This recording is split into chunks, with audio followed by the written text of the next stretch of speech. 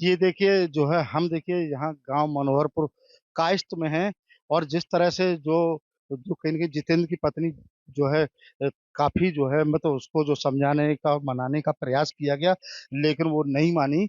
लेकिन परिवार आज भी पूरी तरह से कहीं न कहीं सदमे में है। और इस बात को लेके अब कहीं न कहीं जितेंद्र को इस बात की पूरी चिंता सता रही है कि पत्नी चली गई कोई बात नहीं, लेकिन उसका द्वारा जो पैसा और जेवर जो ले गई है, वो कहीं न कहीं जो है। तो हम देखिए बात करेंगे, हमारे साथ जो है कहीं मौजूद है जितेंद्र। जितेंद्र जी बताइए, जिस तरह से आज पूरा परिवार यहाँ गांव के लोगों से हमने पूछा, आज तुम्हारे यहाँ खाना वाना भी नहीं बनना, क्यों?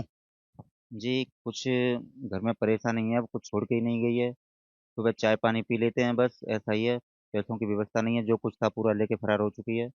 अब उसी सोच सोच कर बस खाली ऐसा है, दिमाग ठिकाने नहीं चल रहा है। देखेंगे कहीं से 1500 कल परसों में व्यवस्था बनाएंगे। उसके पास में घर में आटा राशन कुछ ला के रखेंगे, उसके बाद खाना बनाना स्टार्ट करेंगे। अच्छा, जिस तरह से बच्चे छोटे छोटे हैं बेचारे। क्यों बेटा, क्या नाम है तेरा? कृष। खाना नहीं खाया तुमने? नहीं। बड़ा वाला क्या नाम है तेरा? ऋतिक। खाना नहीं नहीं, खाया? 3 दिन से खाना बनाए नहीं है कुछ। कुछ है ही नहीं घर में, खाना किससे बनाए, कैसे नहीं है। देखिए कितनी मार्मिक बात है, देखिए कहीं न कहीं कह सकते हैं कि जिस तरह से आज जितेंद्र का परिवार जिस परेशानी से गुजर रहा है। अम्मा जी बताइए, छोटे छोटे बच्चे हैं, कैसे रहेंगे ये? परेशानी है बहुत। क्या करूँगी अगर माँ के घर में कुछ दिख ही ना रहा तो बेटा है। अच्छा जितेंद्र, एक चीज बताइए, अब जिस तरह से वो चली गई है और लेकिन उसने तलाक नहीं लिया, जी। तो अब आप क्या क्या इस लड़ाई को आगे लड़ेंगे कि भाई बिना तलाक के कोई औरत किसी दूसरे आदमी के साथ जो है कहीं न कहीं रह तो सकती है लेकिन शादी नहीं कर सकती? तो क्या क्या वो अगर आपसे तलाक लेगी तो आप इस बात का विरोध करेंगे? छोटे छोटे बच्चे मासूम हैं। जी, पूरा विरोध है मेरा तो। देखो, पुलिस वालों की भी कुछ इसमें थाना मडरा की ढील रही है। क्योंकि जैसे वो बार बार 200 रुपये कहती जा रही है, कुछ पुलिस ने रिएक्शन नहीं लिया। जरा दो चार थप्पड़ लगाती, जरा प्रेशर देती, तो कुछ वो कबूलती। उसके ऊपर उसको 200 रुपये बताती रही हो, उसकी मानती रहे। और मैं जिस दिन से वो गई है, मैं उसी बात को बार बार दोहराता रहा हूँ। 3.5 लाख रुपए कैश, 5.5 लाख रुपए का जेवरात। मेरी पुलिस वालों ने कुछ रिएक्शन लिया ही नहीं है मेरे ऊपर। तो उन्होंने जैसे उसने फर्स्ट बार जो 200 रुपये बोला था, वो 200 रुपये से एंड तक उनकी वही बात चलती रही है। क्योंकि पुलिस वालों को ऐसा है, थाने से दो आदमी अपना अ, भेजना था गांव में। जितेंद्र झूठ बोल रहा है या सही बोल रहा था, अभी तक मडरा थाना से कोई पुलिस इंक्वायरी करने के लिए नहीं आई है। कोई सिपाही, कोई कोई आज तक दरोगा कोई नहीं आया पूछने के, जो आप थाने में बता रहे थे मीडिया को कि मेरे द्वारा जो पैसा कलेक्शन किया गया था, कहाँ कहाँ से कैसे पैसा आया मेरे घर में, शादी के मात्र 10 दिन रह गए थे आपकी बेटी के, और तो जो है कहीं न कहीं जो पैसा आपने इकट्ठा किया था वो कहाँ से किया, किन किन से लिया, वो कोई तो आया होगा गाँव जानते जी, हैं। कोई भी जानकारी लेने नहीं आया है, इसीलिए मैं बोल रहा हूँ प्रशासन पुलिस की इसमें लापरवाही रही है। क्योंकि उनको जरा मारते धमकाते, 200 रुपए की उन्होंने मान ली। मैं शुरू से स्टार्टिंग तक यही कहता आ रहा हूँ, 3.5 लाख रुपए कैश था। और 5.5 लाख रुपए का नया पुराना सब मेरा जब से शादी हुई है, पूरा जेवरात भी था। और जो सिक्का में गया था 1 लाख रुपए, उससे तो वो तो फिर अलग है। जो ये यहाँ से घर पे लेके गई है, वो मुझे, मैं जब से ही बोल रहा हूँ, मुझे सामान बरामद दे दिया जाए। पुलिस वालों ने मेरी सुनी नहीं अभी तक, और दोनों को यहाँ थाने से रिहा कर दिया गया है। अच्छा, तो अब चूंकि आपकी जवान बेटी आपकी छाती पे बैठी है, उसके भी हाथ पीले करने होंगे कहीं न कहीं, तो क्या कैसे करोगे आप, क्या? जी, प्रशासन से मेरी मांग यही है। जो वो तो उसी के साथ रहना चाह रही है, वो चलो, वो तो आपने जैसा भी करा उनको फरार कर दिया है। मगर इतना तो करना चाहिए। अब मेरी जो बेटी है, मैं आगे के लिए जो रिश्ता करना चाहूंगा, तो मैं कैसे कर सकूंगा? जो भी मैंने पैसे मेरे पास था, खाली एक तो दूधिया वाला था, जो चलो इसका तो हो जाएगा हिसाब। दूध बिकाएंगे 6 महीने साल भर तक, इसका हो जाएगा। उसके बाद में जैसे मैंने किसी के पास 50,000 लिया है, किसी के पास, दो जने के पास 50-50 हजार रुपये लिया है। एक के पास से 20,000 रुपये लिया है। 70,000 मैं जो लेके आया था बेंगलोर से, जब मैं बाहर से घर आया था, तो मैंने जैसे तैसे इकट्ठा किया था। अब मैं किस प्रकार से इनको वापिस कर सकता हूँ, आगे के लिए मेरे बच्चे की शादी कैसे कर सकता हूँ, इसलिए मुझे ये सामान वापसी दिलवाया जाए, मेरी रिक्वेस्ट है। तो देखिए कहीं कि जितेंद्र की देखिए परेशानी बढ़ती है। मैं देखिए कैमरा पर्सन को देखिए अभी जितेंद्र के बच्चों ने कहा कि उन्होंने खाना नहीं खाया और 3 दिन से इस तरह घर में खाना नहीं बना। तो देखिए कहीं कि देखिए मैं चूल्हा दिखाना चाहूंगा, जिस तरह की उसकी कंडीशन दिख रही है, खाना भी नहीं बना और बिल्कुल ऐसा ही उठा हुआ चूल्हा देखिए बिल्कुल रखा हुआ है। तो कहीं कि कह सकते हैं कि परिवार जो है इस समय जो है कहीं सदमे में तो है ही है, साथ साथ इसके जो है कहीं न कहीं जो है बच्चे भी अभी तक जो है कहीं न कहीं उन्होंने खाना नहीं खाया, और जिस तरह से परिवार एक दो पूरी तरह मायूसी में जिस तरह बैठा हुआ है, और एक तरह का एक कह सकते हैं कि कहीं न कहीं बड़ा सदमा जो है ज़रूर इस परिवार को लगा है।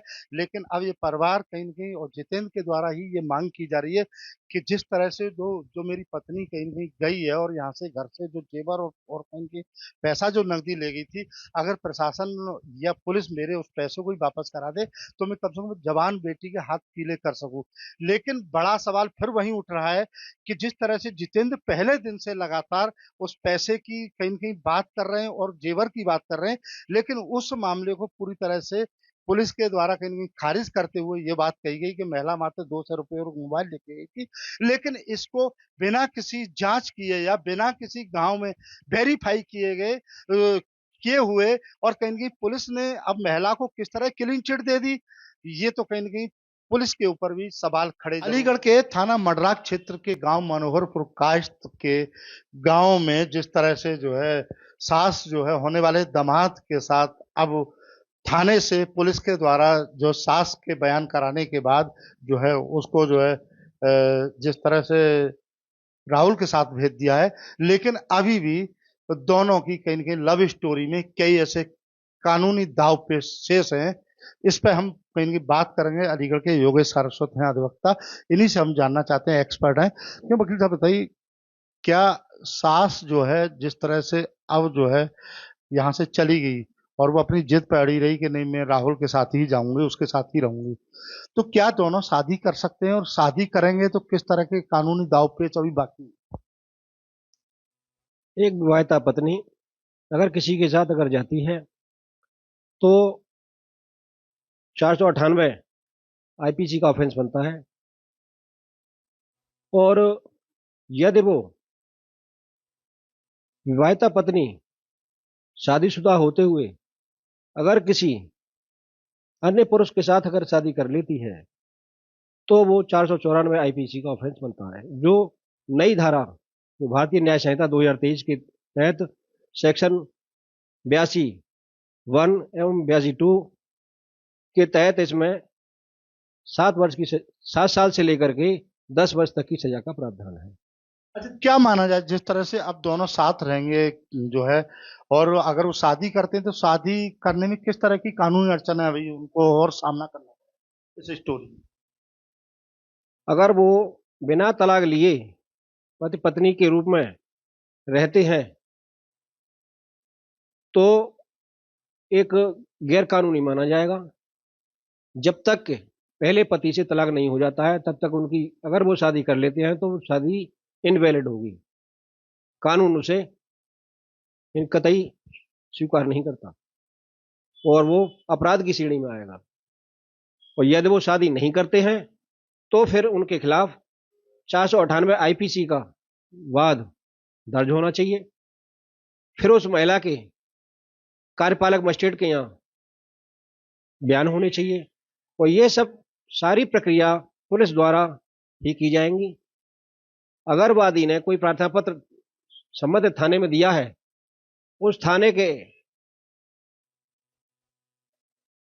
थाना प्रभारी को चाहिए कि वह जो वादी द्वारा अपने प्रार्थना पत्र में कथन किया गया है तो उसकी पुत्री के विवाह के लिए जो पैसा एकत्रित किया गया था और उसके सोने चांदी के जेवरात भी थे, उनको लेकर के वो महिला गायब हुई है।